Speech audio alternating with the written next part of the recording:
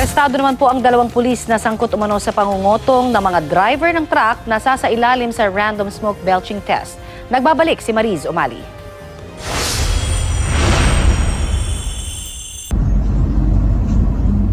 Huli sa akto ang pagtanggap ng kotong ng mga pulis na ito sa videong kuha ng isang asset na nagpanggap na truck driver sa Payatas Road, Quezon City. Agad nagsagawa ang PNP Counterintelligence Task Force ng entrapment operation laban kina PO3 Anthony Texon at SPO2 Raul Nadera. Nakapwa nakatalaga sa Traffic Division ng QCPD matapos makatanggap ng reklamo sa nabiktima nito. Itong dalawa, paparahin nila yung mga motorist, lalo na yung mga trucks.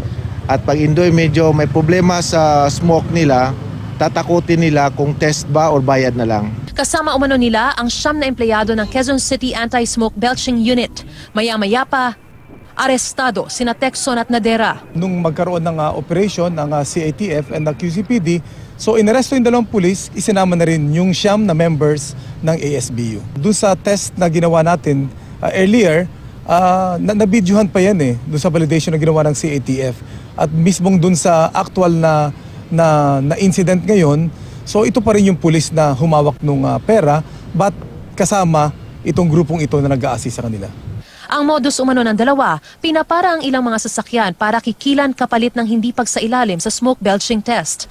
Kasabwat umano nila ang mga empleyado ng Quezon City Anti-Smoke Belching Unit. Dinala sila sa opisina ng CITF para sumailalim sa investigasyon. In-inquest sa Quezon City Prosecutor's Office ang 2 pulis. 3 cases were filed against them, robbery extortion, Anti-Graft and Corrupt Practices Act, and the Code of Conduct and Ethical Standards for Public Officials. So yung violations itong mga 3 batas na ito.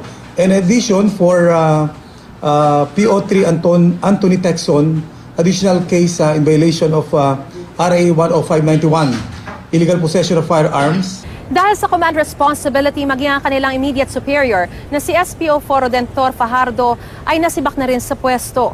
Inilipat na siya pati sina Texon at Nadera sa District Headquarters Support Unit ng QCPD. Pero pinalilipat ni Eliazar ang 3 sa kustodiya ng NCRPO. Ang 10 miyembro ng Anti-Smoke Belching Unit sumasailalim ngayon sa investigasyon. Mariz Umali, GMA News.